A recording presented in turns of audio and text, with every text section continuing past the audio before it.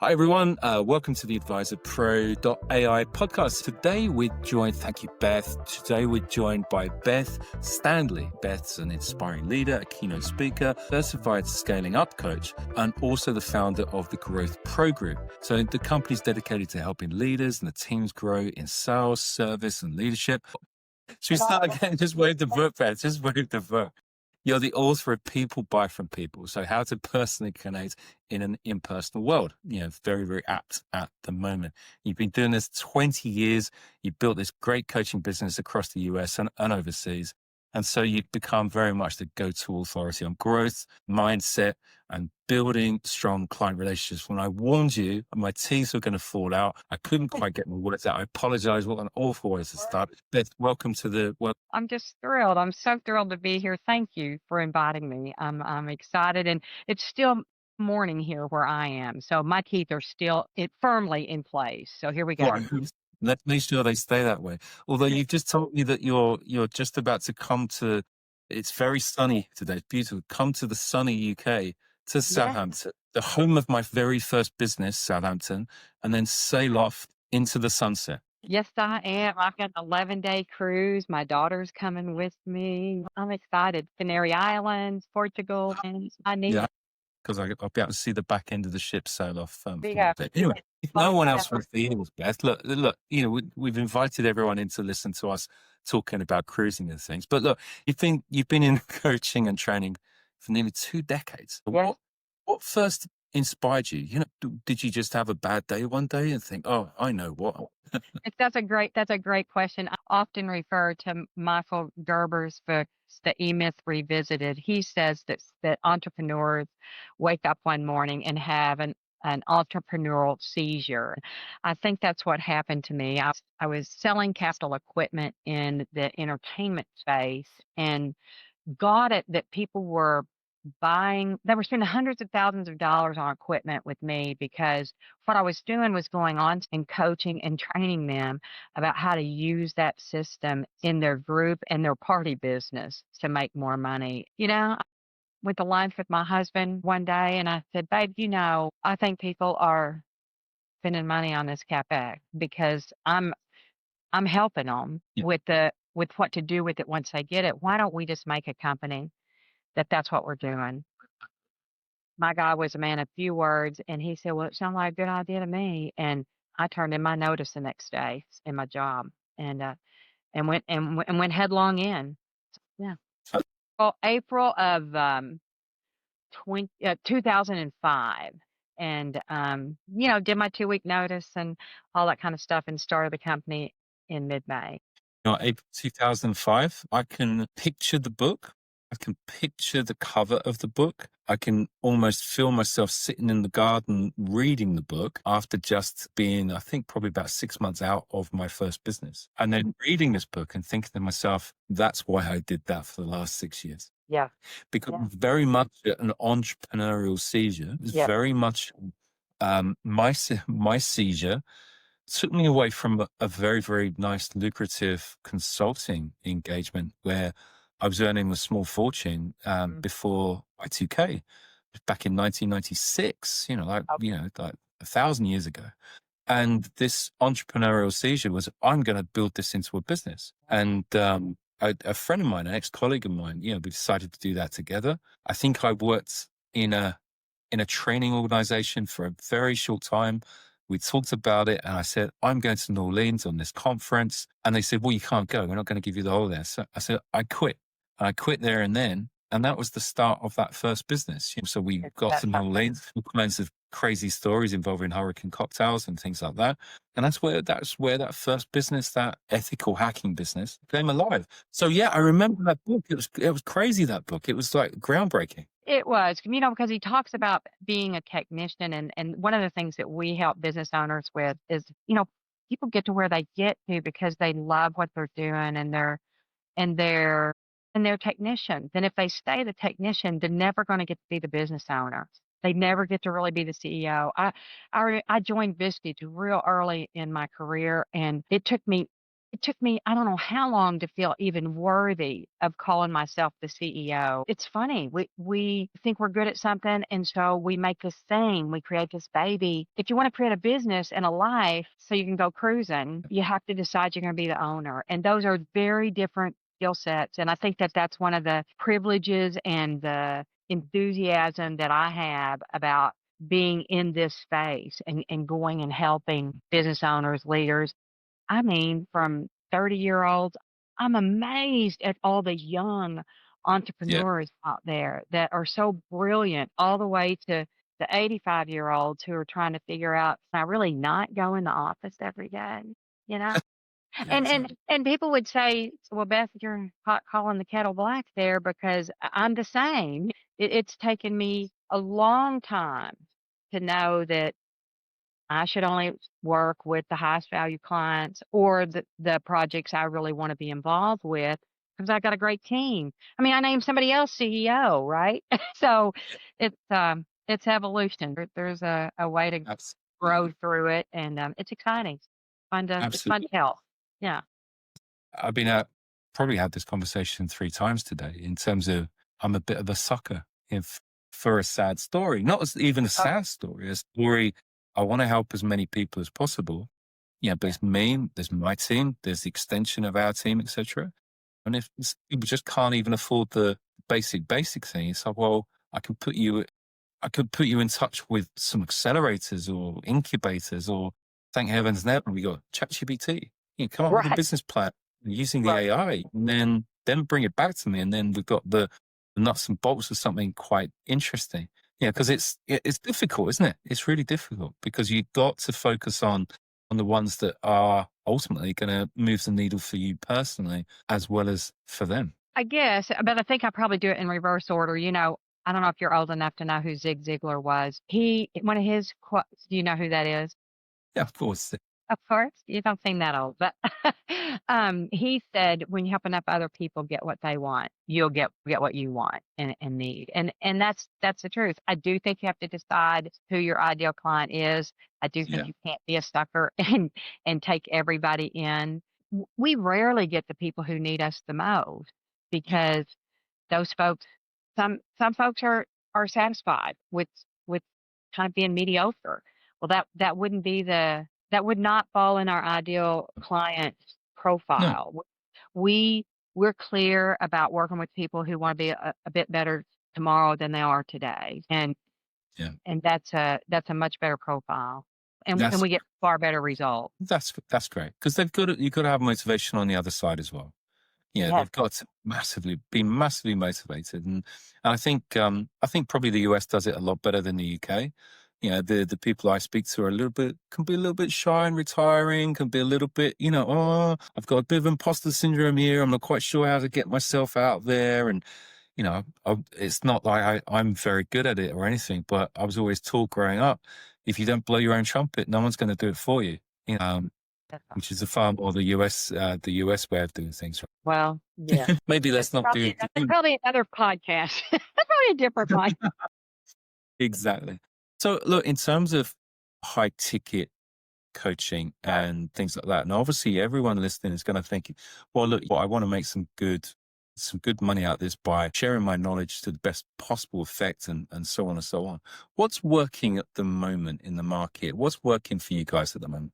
Well, I can share with you what we've done. I mean, we've had 20 years of experience with this, and I've never felt like we were amazing at marketing. And so I get help. I pay for help and coaching to do that, because I don't know that we've ever been quite as good at that as I would like. The things that we're really good at that really make a difference in the way we get our clients is we speak. I do lots of education events, lots of trade show events. We're not selling widgets. Coaching and training is not a widget. So people need to see what you're talking about. So being involved in an education space makes a big difference. The interesting thing is I spent half the career trading out space and that sort of thing. And now I've finally learned to get high value. I'm an extremely good speaker, if I do say so myself. There's that tooting your own horn thing, but I can't carry a tune in a bucket, but I'm a great talker. So the being on the stage is a space that I can excel in, and I've got some of our coaches are extremely good out front as well, and so I get paid for that today. I Yeah. don't do that trade out piece. And I would encourage, I think it's hard to understand your worth when you're first getting started. Um, and so it's kind of hard to sell yourself. I believe Yeah. at times, and I've certainly undersold our value and the takeaway that an audience can get and the help that is provided in the room. Sometimes I just love who I'm dealing with. I'm particularly fond of helping female entrepreneurs, young entrepreneurs. I'd go to high school tomorrow, and do a free speech probably. So, but I have found that works great. I've been a columnist for Replay magazine since 2006. It was just a stroke of dumb luck. And the editor saw me at the trade show. And, when you're brand new, everything seems possible and you're wide-eyed and enthusiastic. They did an article and we were nobody. And he said, "Hey, you want to write a column?" And they dubbed me the party professor. And so, and that's a great way to establish credibility. And I write lots of articles for lots of other trade publications. We have a think tank Thursday. So we do kind of a not live anymore. We record them and produce them on Thursdays, and we're moving those into a podcast that seems to work and provide credibility. We certainly use social media every single day: Instagram, Facebook, LinkedIn. I think our biggest way that we acquire clients, though, is to be face to face and in front of people, providing education and sharing what it is that we do. And then live interactive word. Yes, I've got that written down as well. Referral and word of mouth is probably second. And what's interesting is our strategy is to have recurring revenue. And so we have business coaching and sales coaching product that we always do a 12-month agreement. I don't do contracts or not buying a house. We do agreements, and they don't quit.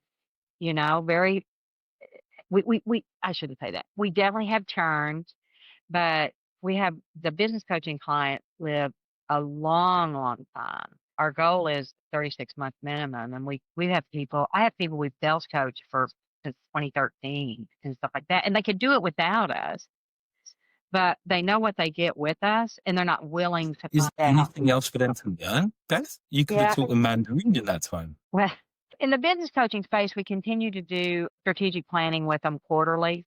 And a lot of times we're involved in their weekly or their biweekly strategy sessions, with the executive leadership team. But sales coaching, it's crazy. They have churn at locations. And so you might be starting over with somebody new. But that's a great question. Don't they get it all learned? I don't know. I'm still learning all the time. But you're not just this is really interesting because you're not just the coach that's going to stand up there and do, I'm just going to call something out like med pick training or challenger training or spin and insert methodology here. It feels to me that you're actually embedded as part of that client and as part of their success, which is almost like a quasi-fractional engagement. So you got fractional together with the coaching, which is that holistic. I get it. That's amazing. That's really cool. Yeah. In the sales space, we're almost a pseudo sales manager. Even if even if they have a corporate sales manager or things like that, we're then coaching their code.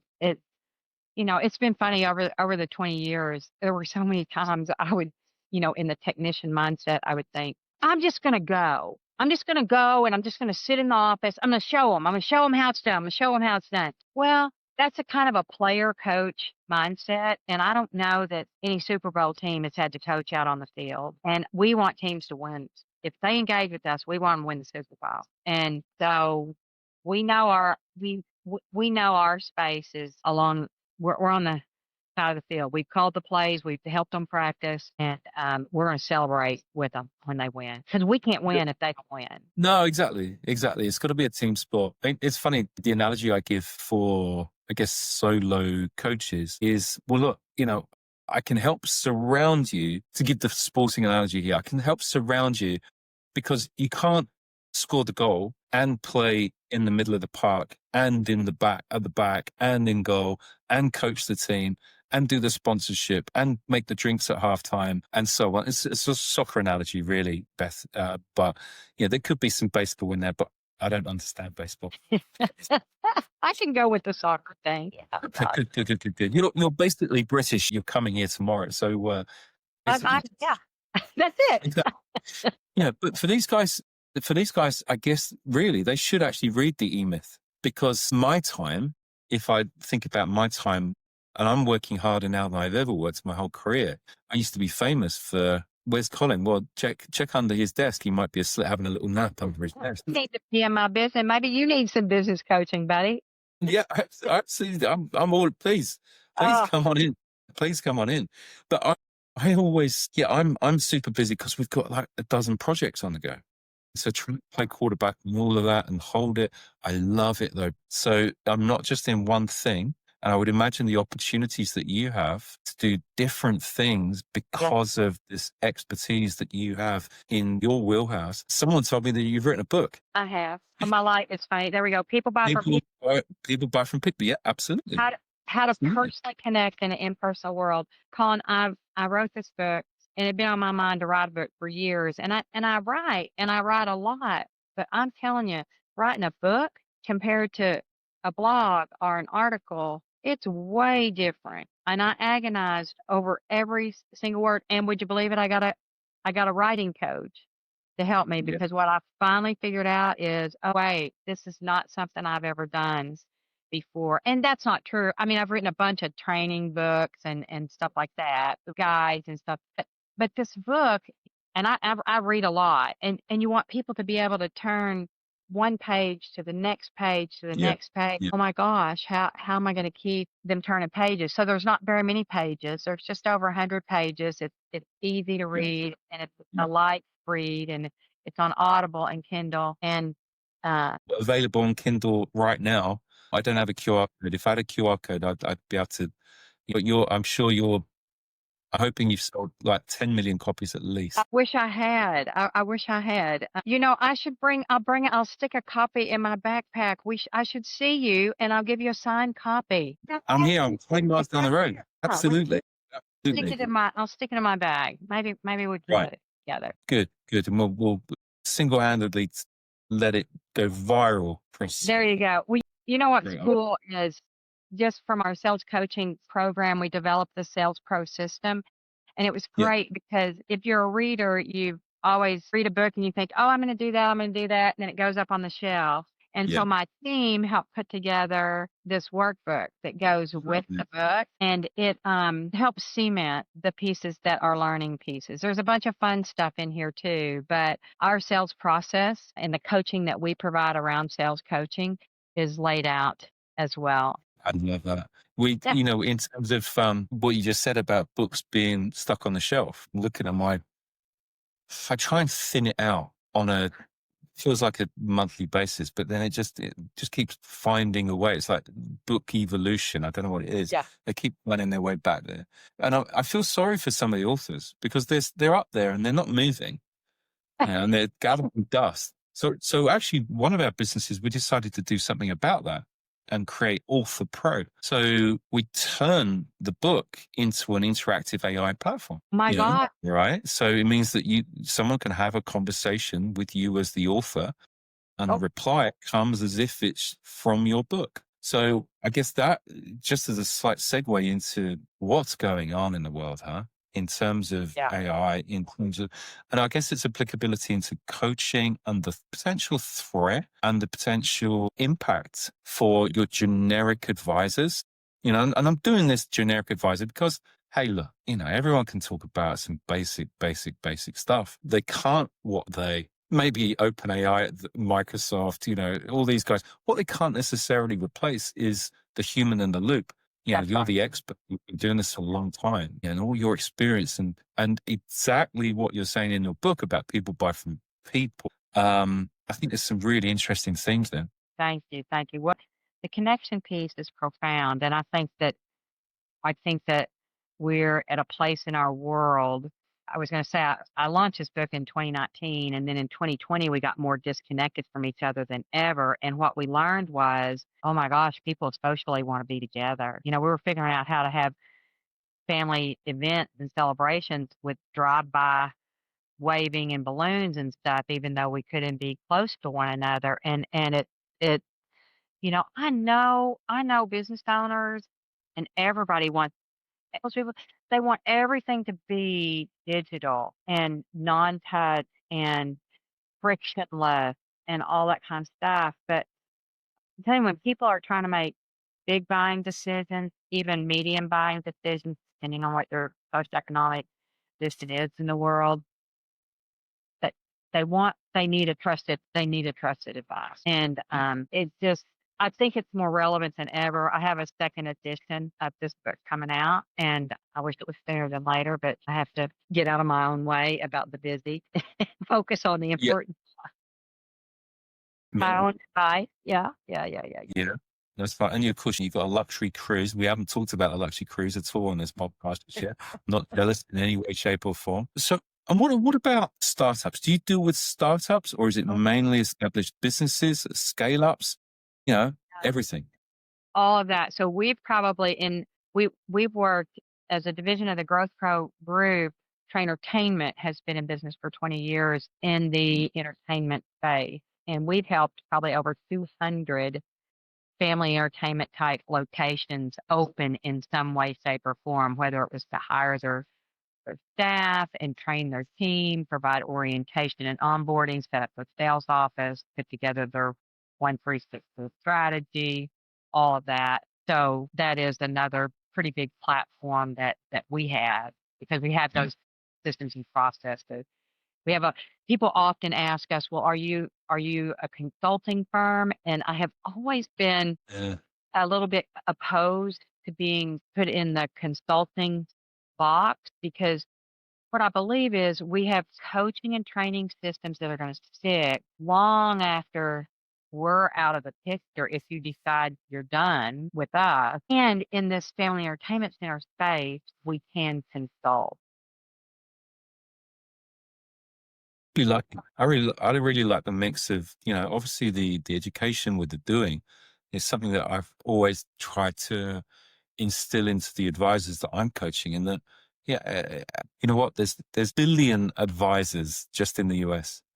There's 100 million just in the UK. Everyone has got their advice. So then it's about quality. So I've always tried to trade on, if I'm going to come in and talk about a certain subject, I want to bring some kind of solution with me.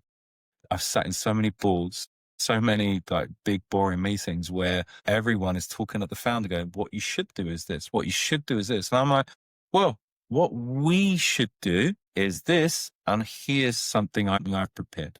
Here's a software product that we own. And bring actual solutions to bear. And that's always worked well for me.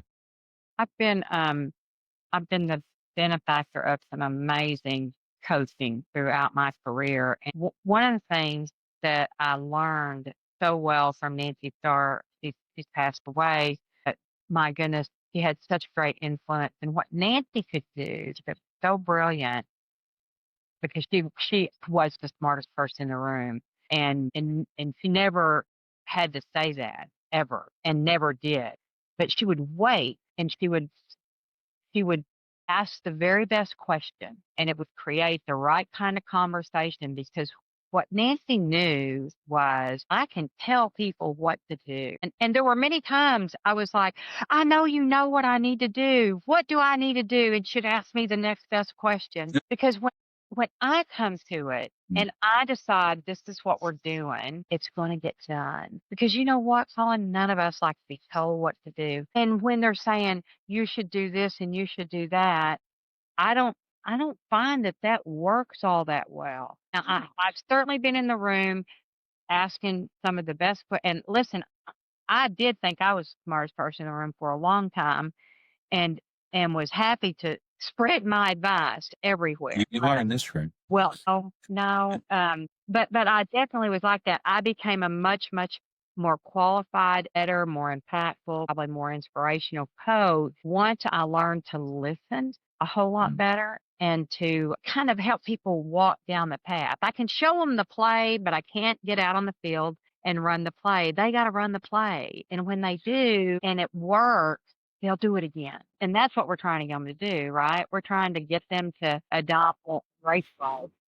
No, I love it. Love it. So I guess that we've covered the why, why you started, covered the e-myth. We covered the people buy from people and all the great work that you're doing in the coaching space. Connecting all that together, obviously it's about development of people. Obviously it's about, philosophy that's deeply rooted in helping people be the human, right? I guess. I mean, what else have we got left? We've again, I think you're in a really, really interesting space. Have you got any war stories for it? Of course, you've got war stories. What a stupid question. When has something gone wrong? I swear, when people's stuff that goes wrong, they enjoy it more than when it goes right. Oh, not me. I think you learn more from the stuff that goes wrong. I've lost plenty of. Well, I have a philosophy that says you didn't lose a sale if you never had it. But I've not acquired a client that I was just sure we were going to get. And that's always tough because there's that whole I wrote the book on the sales process. So should I ever really lose? No, but I do. I'm a human. And so I would say that's hard. We've definitely taken on projects that we should not have taken on. Yeah.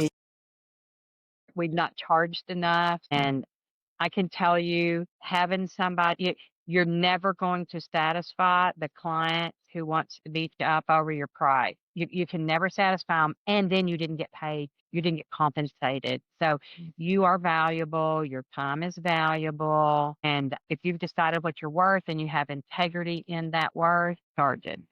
I'm guilty. That'd be a war story. I'm guilty of that. Us too. And I don't think we're alone. I've been pulled several times into, basically turning into a lead acquisition engine. And although we can do it, as soon as you then put an SLA around those leads, it's like, oh my God. And, not only that, sometimes, and again, in the distant past, when cash flow maybe wasn't quite as healthy and things starting out, you do take on the wrong kind of business, kind of client with the wrong kind of ICP, the wrong kind of product market fit. Then how the hell am I going to create magic and create leads and create opportunities out of something that probably is never going to work? So you're setting yourself up for failure.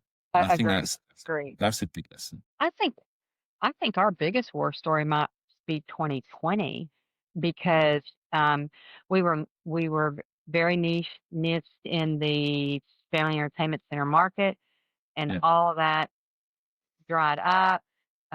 We were 50 or 60% down overnight. And we certainly had we had a good history. We'd been in business 15 years. And so we had all the right, we had improved in profitability and or revenue for all the years up to 2020. Yeah. And so we were eligible for all the support financially that we could get. So we certainly didn't go under. But No.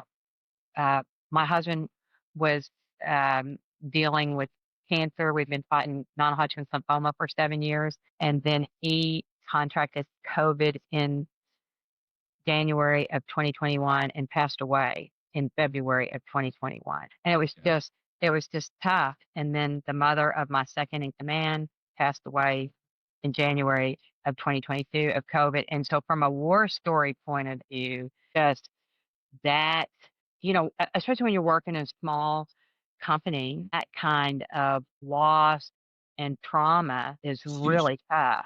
And it was wild because our clients came roaring back and they had lots of money and people were revenge spending and playing, and they couldn't keep enough team members for us to even have anybody go coach. So even though our customer was doing well, it took us a little time to get our footing. And and it was 23, did pretty good 24, got almost back to 2019 numbers. we feel like this year is a breakout year. It's not quite there, but it's a big puzzle to solve, and we're solving it every day. And Love that. lots of lessons, lots of lessons. Love that. Hey, look, so I've got some are you okay for rapid fire questions? Rapid fire away. Okay, ready? Best sales or leadership book? Not allowed to say your own one. Best sales and leadership book. Oh my gosh. Anything by John Maxwell. I'm a pretty big fan there. If you need a primer, The 5 Levels of Leadership is an easy must-read. Excellent. Yeah. Okay, your habit for focus and productivity, and I'm doing the kind of, I go to the gym every morning. I've lost about 65 pounds in the last 18 months. Oh, wow, that's amazing. That's helped a lot. This is so dumb. I work about 5 different word puzzles and stuff of a morning before I get going, before I look at it.